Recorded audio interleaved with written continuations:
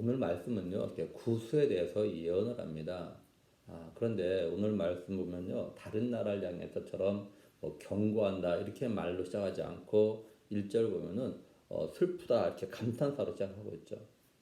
이건 뭐냐면 구수에게 심판을 알리기 위해서가 이렇게 말씀하고 있는 것이 아니라 구수를 갖다 위로하기 위해서 하시는 그런 말씀이기 때문에 그렇습니다.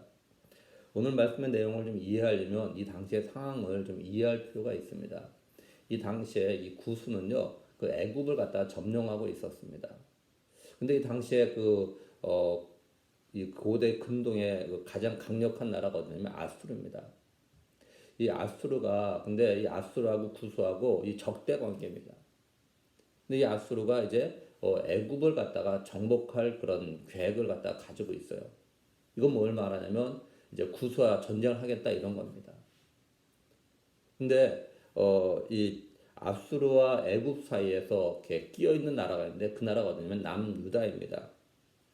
그래서 압수르는요 남유다를 갖다가 이제 친 다음에 구스가 점령하고 있는 애굽을 갖다가 칠 계획을 갖다가 가지고 있는 거예요.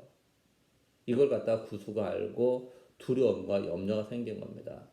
그래서 어떻게 하냐면은 이제 주변 나라들과 더 유대 관계를 갖다가 이제 맺기 시작을 합니다. 그래서 1절 2절 보면 이렇게 말씀하고 있죠. 슬프다 구수의 강 건너편에 날개 치는 소리 나는 땅이여 갈대배를 물에 띄우고 그 사자를 수로로 보내며 이르기를 민첩한 사절들아 너희는 강들이 흘러나누인 나라로 가되 장대하고 준수한 백성 곧 시초부터 두려움이 되며 강성하여 대적을 밟는 백성에게로 가라 하는도다 이렇게 말씀을 해요. 그러니까 구수가 어떻게 하냐면 나일강을 통해서 이제 주변 나라의 사자, 오늘날로 말하면 뭐 특사, 뭐 대사 이런 사람들한테 보내는 겁니다. 근데 하나님께서 이사야를 통해서 이 구수의 사자에게 뭐라고 하냐면 하나님께서 아수를 갖다가 칠 거니까 걱정하지 말고 네 나라로 돌아가라. 지금 이런 말을 하고 있는 거예요. 그래서 2절 마지막에 가라라는 이 단어가 뜻이 가지고 있는 의미가 뭐냐면 돌아가라 이런 말입니다.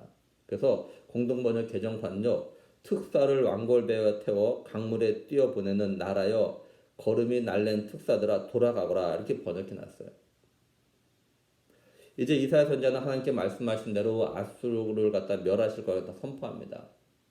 하나님께서 아수르를 갖다 어떻게 멸하신다고 하시냐면요.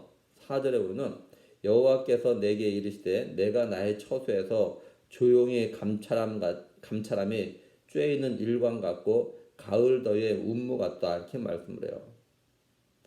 이게 무슨 말이냐면 이제 하나님은요 아수르가 남유다를 갖다가 괴롭히는 걸 보면서 다시 말해서 남유다가 아수르를 인해서 고통당하고 있는 것을 갖다가 알고 계심에도 불구하고 하나님이 정한 일정 기간 동안에 또는 하나님이 정하신 때까지 침묵하고 계셨다라는 거예요.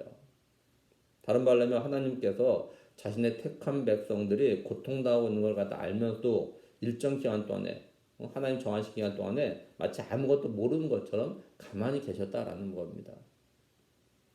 그래서 이게 뭘 말씀하는 거냐면 하나님께서는요 일정 기간 동안은 악인들이 하는 모든 악한 행동들을 갖다 그냥 내버려 두신다는 거 허용하신다는 거예요. 하나님께서는 자신이 계획한 바를 이루실 때까지 어떻게 하시냐 먼저 조용히 그냥 감찰하신다는 거예요. 쉽게 말해서 그냥 아무 말 하지 않고 가만히 지켜만 본다는 거죠. 하나님의 이런 모습의 한 예를 갖다 우리가 성경에서 찾을 수 있죠. 하나님께서 이스라엘 백성들이 애굽에서 고통과 괴로움을 당하고 있는 걸 갖다가 알고 계십니다. 보고 계셔요. 또 이스라엘 백성들이 애굽에서 종노릇하면서 너무 힘들고 괴로워서 하나님께 부르짖는 소리도 다 듣고 계셨습니다. 그런데 하나님 가만히 계셨어요. 아무 소리 안 하시고. 그래서 하나님의 백성들 오늘 우리 성도들이 어떠냐면 하나님 이런 침묵에 대해서 때로는 마치 하나님께서 우리를 갖다 버리신 것처럼 이렇게 생각할 수 있다라는 거죠. 그리고 반대로 어떻게 하냐? 밥 먹듯이 악을 행하는 자들은 하나님의 이 침묵 그리고 묵묵히 가만히 계신 걸 보고 뭘 생각하냐면 하나님이 안 계실 거라고 착각하기도 하는 거죠. 그래서 이런 자들이 어떻게 하냐? 이런 자들 많기 때문에 성경 뭐라 말씀하냐면 전도서 8장 11절에요. 악한 일에 관한 징벌이 속히 실행되지 아니하므로 인생들이 악을 행하는데 마음이 담대하도다 이렇게 말씀을 해요. 잘못했을 때 계속 뭐라 하면은 좀 주춤 건데 내버려 두면은 그냥 악을 계속 향하는 거죠. 우리 성도들은 하나님이 어떤 뜻과 계획이 있으셔서 침묵하시고 또 조용히 감찰, 다시 말해서 아무 말 없이 그냥 지켜보고 계신다는 걸 갖다 좀 기억할 필요가 있습니다. 그리고 하나님은 자신이 정한 때까지 참고 기다렸지만 그 때가 되면 지체하지 아니하고 신속하게 행동하신다는 것도 우리가 기억을 좀 해야 돼요. 하박국 2장 3절에 보면요. 이 묵시는 정한 때가 있나니 그 종말이 속히 이르겠고 결코 거짓되지 아니하리라. 비록 더딜지라도 기다리라. 지체되지 않고 반드시 응하리라. 이렇게 말씀을 해요. 세 번역으로 이렇게 되어져 있습니다. 이 묵시는 정한 때가 되어야 이루어진다. 끝이 곧 온다는 것을 말하고 있다. 이것은 공연한 말이 아니니 비록 더디더라도 그때를 기다려라. 반드시 오고야 만다. 늦어지지 않을 것이다. 그리고 베드로서 3장 9절 10절도 우리가 잘 아는 말씀이죠. 주의 약속은 더딘 것이 아니라 오직 주께서는 너희를 대하여 오래 참으사 아무도 멸망하지 아니하고 다 회개하게 이르기를 원하시니라. 그러나 주의 날이 도둑같이 오리니 이렇게 말씀하죠. 하나님이 오래 참으시는 이유는요 하나입니다. 회개하고 돌아올 그런 기회를 시간을 갖다 주기 위해서 오래 참으시는 거예요. 오래 참으신다고 해서 그냥 잘못하면 그냥 내버려 두겠다 이런 말이 아닌 거죠. 하나님은 무한정 기다리는 것이 아니에요.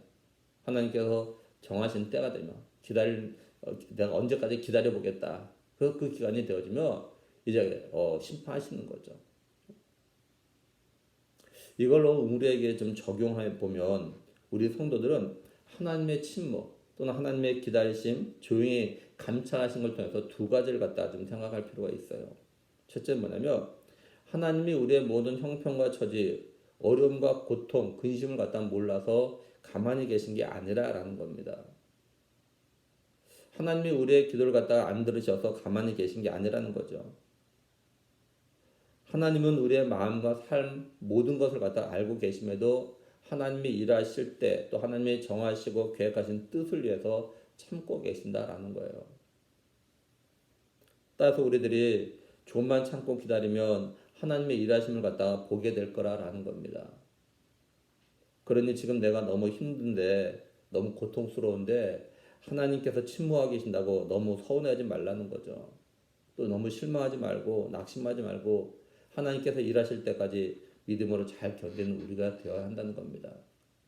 그 믿음은 멀리 보는 거예요. 멀리. 둘째는 우리들이 하나님의 침묵, 기다림을 잘못 판단하면 안 된다라는 겁니다. 특히 세상 사람들처럼 내가 하나님 앞에서 바르게 살지 못하고 있다는 걸 스스로가 알면서도 하나님이 침묵하고 계시니까 괜찮은 것처럼 행동하면 안 된다라는 거죠. 하나님이 우리의 잘못들 또는 우리의 자녀들의 잘못에 대해서 침묵하시고 감찰하시는 건요. 우리와 우리 자녀들 하여금 자기 스스로가 잘못과 죄를 깨닫고 회개하며 함께 돌아올 수 있는 그런 시간과 기회를 갖다가 주고 계신 거라고요. 그러니까 우리와 우리 자녀들과 성도들은요. 하나님의 침묵 또한 조용히 계심에 대해서 잘못 판단하지 않아야 한다는 겁니다.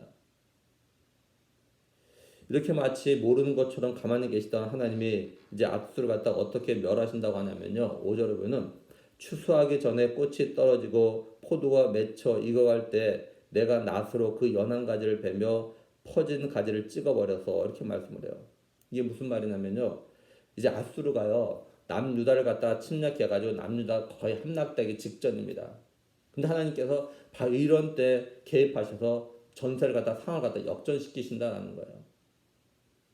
하나님께서 아수르가 남유다를 갖다가 이제 거의 다 정복했다 막 좋아하고 있는 그때 하나님께서 아수르를 갖다가 멸하신다는 겁니다. 뭐 쉬운 예를 들면 6.25 때 우리나라가 북한과 중국 연합군에 의해서 거의 막 나라가 정복당하기 전이었죠. 근데 메가다 장군의 인천 상륙 작전에 성공을 해서 전쟁의 전세가 이렇게 역전되는 것 이걸 갖다 생각하면 될 겁니다. 하나님께 이런 식으로 하신다는 거죠. 하나님의 이런 계획은 우리가 성경에서 또 하나 찾아볼 수가 있죠. 모르드게의 경우죠. 모르드게가 하만에서 죽기 전날 밤, 그죠?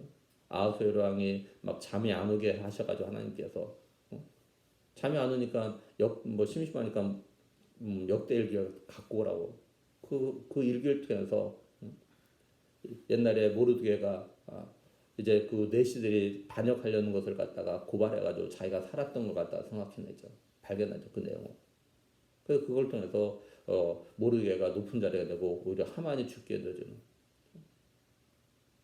그러니까 적극적인 순간적인 극적인 개입이시죠 하나님께서 가만히 계시다가 하나님 우리의 삶에도 이런 극적인 삶을 갖다 펼치실 때가 있어요. 하나님 가만히 계시다가 우리의 삶을 갖다 역전시킬 때가 있습니다. 하나님이 이런 일 하시는 걸 우리는 사실 믿음의 사람들의 간증을 통해서 들을 때가 종종 있어요. 보면요. 그러니까 우리들도 우리의 삶이 점점 어려워지며 힘들어진다고 낙심하거나 포기하지 말고 우리의 삶을 갖다 역전시키실 하나님을 기대하면서 믿음을 끝까지 인내할 수 있게 해서 우리가 기도해야겠죠. 이제 하나님께서 앗수를 갖다 멸망시키실 때 구수가 어떻게 될 거라고 말씀하냐면요. 7절에 그때 강들이 흘러나누인 나라에 장대하고 준수한 백성 곧 시초부터 두려움이 되며 강성하여 대적을 밟는 백성이 만군의 여호와께 드릴 예물을 가지고 만군의 여호와의 이름을 두신 곳 시온산에 이르다 이렇게 말씀을 해요. 그러니까 한마디로 말하면 이게 뭐냐면 이제 구수가 아술의 멸망을 보고 하나님께 예물을 드리려고 하나님의 이름을 두신 시온산으로 오게 된다라는 겁니다. 바라는 거는 우리가 오늘 말씀을 통해서 하나님께서 우리의 삶과 우리 자녀들의 삶을 갖다가 지켜보고 계신다는 것 갖다가 다시 한번 좀 기억하기를 원해요. 그리고 하나님께서 우리의 삶에도 적극적으로 개입하셔서 역전시키실 것을 갖다가 우리가 믿음으로 바라보면서 그때까지 믿음으로 인내하는 우리 모두가 될 수 있기를 간절히 소원합니다. 기도하시겠습니다.